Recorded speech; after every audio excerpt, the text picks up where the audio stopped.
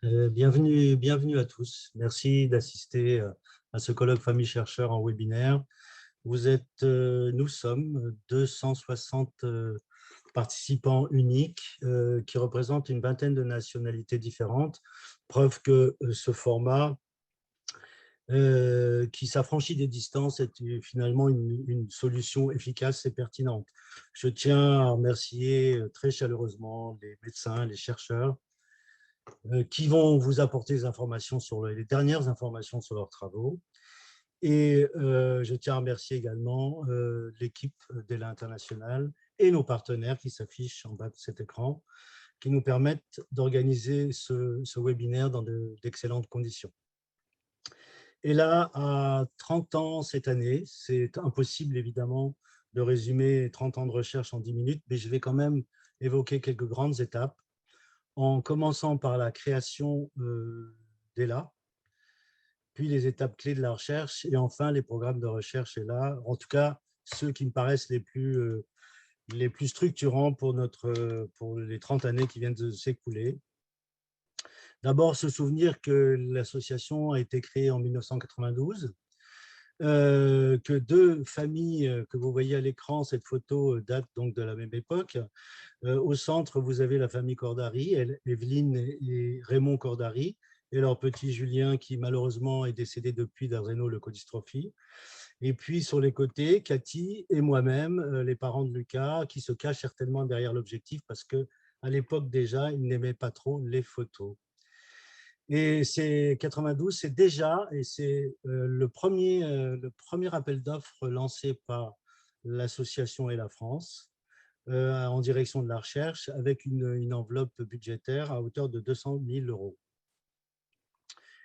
Première étape importante, 12 ans après, alors il s'est passé beaucoup de choses, hein, c'est vraiment un résumé, un condensé, mais 12 ans après, nous avons créé la Fondation de recherche ELA en 2004. En fait, on avait profité, on a su saisir, je pense, une opportunité qui se présentait du ministère français de la Recherche, qui suscitait, qui encourageait la création de nouvelles fondations de recherche. Et lorsqu'on a compris assez rapidement que le ministère était prêt à mettre autant que l'association et la France dans la corbeille de la naissance de cette nouvelle fondation, on a poussé le curseur jusqu'à proposer une contribution de 10 millions d'euros, et donc le ministère de la Recherche a suivi pour 10 millions d'euros, ce qui fait que la fondation de recherche est là, a pu démarrer avec un joli cadeau de 20 millions d'euros à consacrer à la recherche sur les leucodystrophies. En photo, vous voyez le premier conseil de surveillance de cette fondation de recherche, qui est assez original quand même, parce que pour une fondation de recherche, on va dire, il n'y avait aucun chercheur dans cette équipe, puisque c'est le conseil de surveillance. Les gens que vous voyez là sont d'une part des membres de l'association, des parents comme moi, membres du conseil d'administration de l'association, mais aussi de grands capitaines d'industrie, comme sur au premier rang à gauche, on voit François-Henri Pinault, le patron de Kering, une marque de luxe, Gucci et d'autres marques de luxe. À ses côtés, Franck Ribou, le patron de Danone, donc qui a passé la main depuis. À droite, toujours au premier rang, un chanteur très connu en France, en tout cas, Florent Pagny. Et au centre de toute l'équipe, vous voyez un certain Zinedine Zidane, qui est encore aujourd'hui un des partenaires principaux de l'association. Cette création de fondation, si j'insiste là-dessus, c'est parce qu'elle nous a permis, vous l'avez compris, de financer de manière beaucoup plus conséquente les programmes de recherche à cette période-là, pour atteindre des appels d'offres, disons, avec une subvention annuelle d'autour de 4 millions d'euros, ce qui était quand même conséquent pour l'époque et même pour aujourd'hui. En 2015, on a éprouvé le besoin de relancer, on va dire, la recherche et surtout de l'accélérer en réunissant de nouveaux moyens financiers et en rassemblant plus largement les patients et leurs familles, d'où la création d'ELA International qui vient se substituer à la fondation de recherche. Son but, donc, je viens de le dire, la stratégie pour y parvenir nous est semblée assez clair. Il fallait donner une dimension plus internationale à l'association ELA et à son travail en direction de la recherche. Donc, pour sa mise en œuvre, on a imaginé fédérer les associations ELA en Europe, l'Allemagne, la Belgique, l'Espagne, la France, l'Italie, le Luxembourg, la Suisse, et mettre en commun des moyens financiers pour la recherche.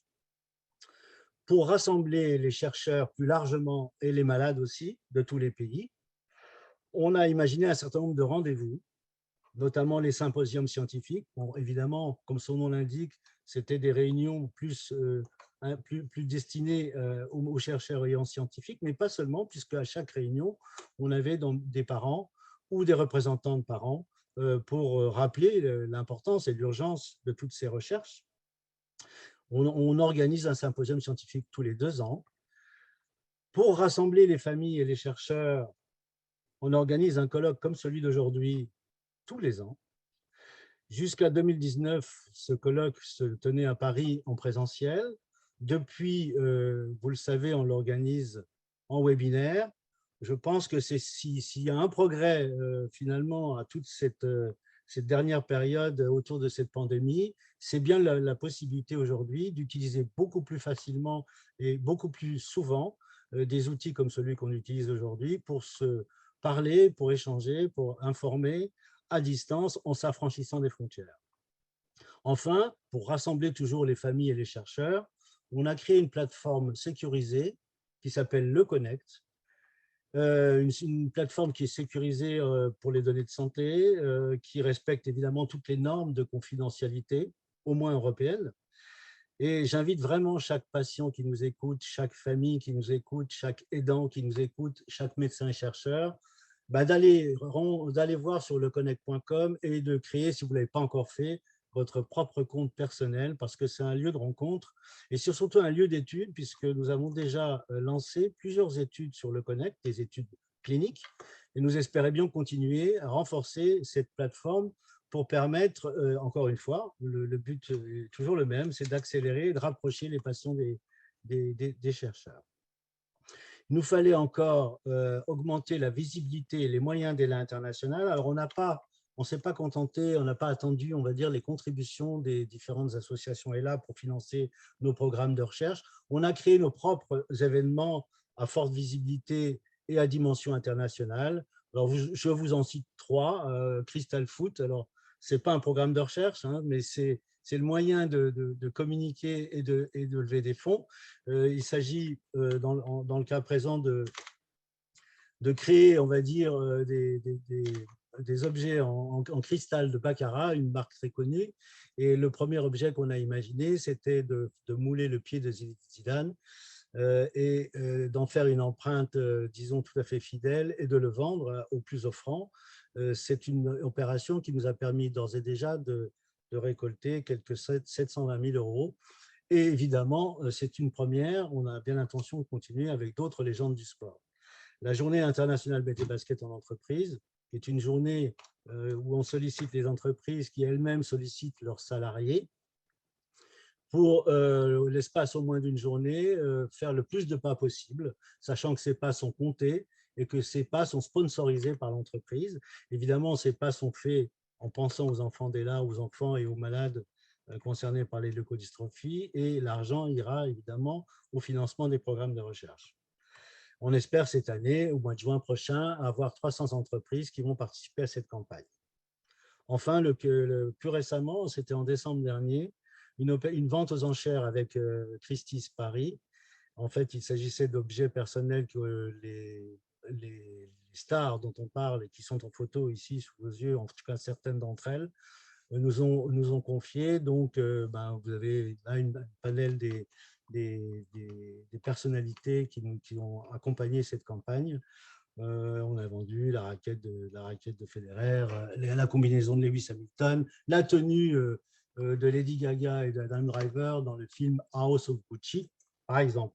Voilà, tout un tas de moyens qui nous permettent évidemment d'améliorer les financements de la structure et de vous aider, vous les chercheurs, à continuer dans vos travaux. Je voulais vous parler des programmes de recherche, et là, alors non pas pour entrer dans les détails, hein, je laisse ça aux spécialistes, mais vous rappelez quand même en chiffres que là, c'est plus de 30 leucodystrophies identifiées, c'est 550 programmes financés, et c'est près de 50 millions d'euros investis. Alors, le point de départ de la recherche sur une leukodystrophie est souvent la découverte du ou des gènes qui sont responsables de la maladie. Ce n'est qu'après de nombreuses étapes intermédiaires qu'on peut lancer des essais cliniques chez l'homme.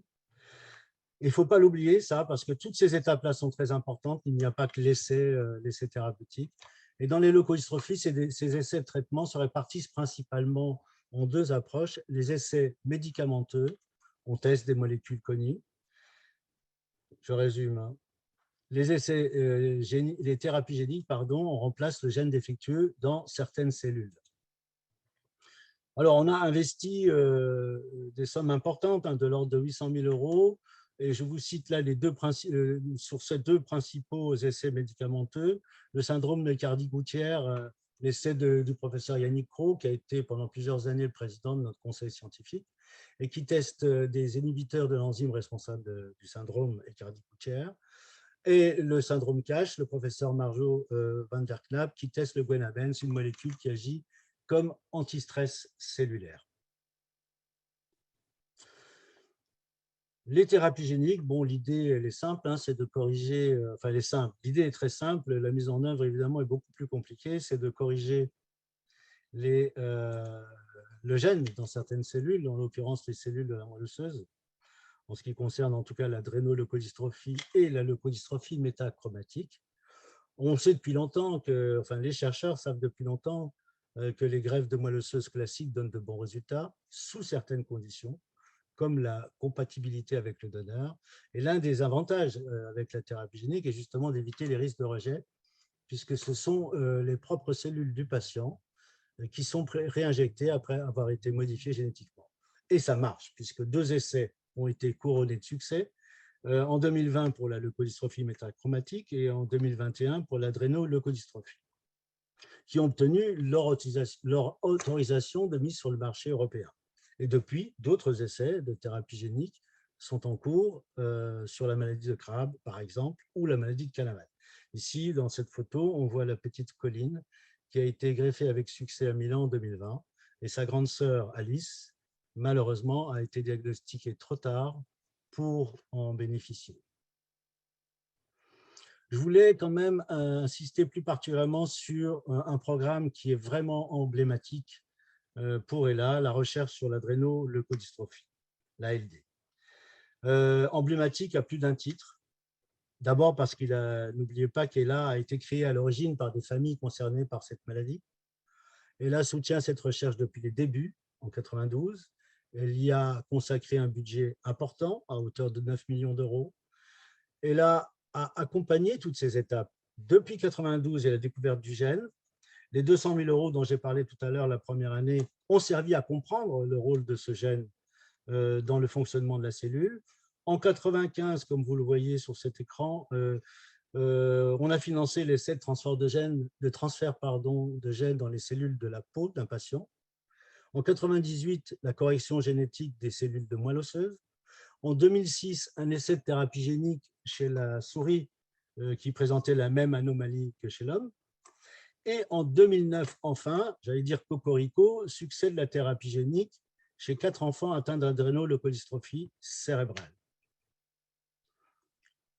Là, on voit d'ailleurs sur cette photo les 2 principaux protagonistes chercheurs, donc professeur Patrick Aubourg et docteur Nathalie Cartier, les principaux protagonistes de cette recherche et de cet essai de thérapie génique.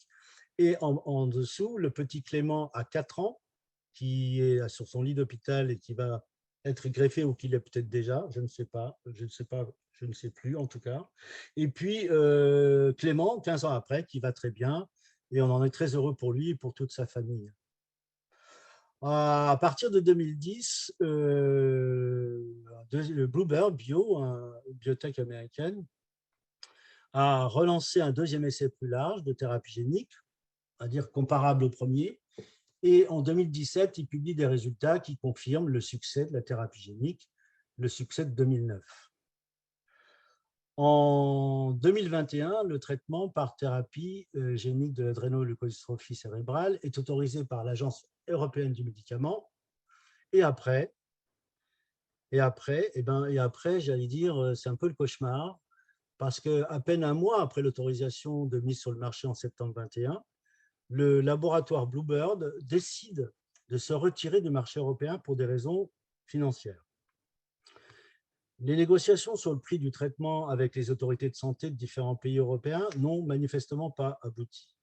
On parle d'au moins 1 million d'euros, 1,5 million pardon, d'euros par traitement. Naturellement, le parent que je suis, vous imaginez bien, est révolté par cette situation, très en colère bien sûr. Forcément, le comportement du laboratoire n'est pas acceptable et on peut peut-être en dire autant des autorités de santé. Mais plutôt que dénoncer les coupables, je pense que ce n'est pas le bon moment pour ça d'ailleurs, on a plus intérêt à agir pour que les discussions entre ces deux parties reprennent au plus vite. Car bientôt, le prix à payer ne se comptera plus en euros, mais en vie humaine, celle des enfants qui n'auront pas pu bénéficier du traitement. Donc, face à cette situation inédite, on réalise que la voix des premiers concernés, la nôtre, hein, celle des parents, celle des malades, celle des proches, ne compte pas encore assez. Pour que notre voix porte, il faut vraiment s'unir. Je pense que c'est la seule solution. Et c'est ce que nous faisons ou tentons de faire avec ELA International. Bon, je ne voudrais surtout pas vous quitter sans un message d'espoir, bien réel celui-là. La thérapie génique de l'ALD, c'est un succès dont il faut se réjouir et qui en appelle d'autres. Aujourd'hui, les essais se multiplient comme jamais auparavant, et ça je peux en témoigner. Et d'ailleurs, ce tableau-là que vous voyez sous les yeux, que je vous laisse découvrir, en témoigne également. Aujourd'hui, on compte une quinzaine d'essais en cours ou en préparation sur différentes leukodystrophies, AGS, le syndrome Aicardi-Gouttière, Alexander, la leukodystrophie d'Alexander, AML, l'adrénomyéloneuropathie, l'AED, l'adrénoleukodystrophie, le syndrome CASH, la maladie de Canavan ou la leukodystrophie de Crabbe. Autant d'essais qui sont en cours ou qui sont à venir proches. C'est, je pense, une période assez faste pour la recherche de traitement sur les leukodystrophies. Et c'est ça qu'il faut absolument retenir. Et évidemment, il faut qu'on continue dans cette voie-là. Je remercie en tout cas les chercheurs, une fois de plus, de s'investir à fond dans cette voie. Enfin, je vous remercie pour votre attention et je remercie encore une fois nos partenaires, Minorix Thérapeutique, Orchard Thérapeutique, Poxel et Vigile Neuro, de nous avoir accompagnés dans ce webinaire.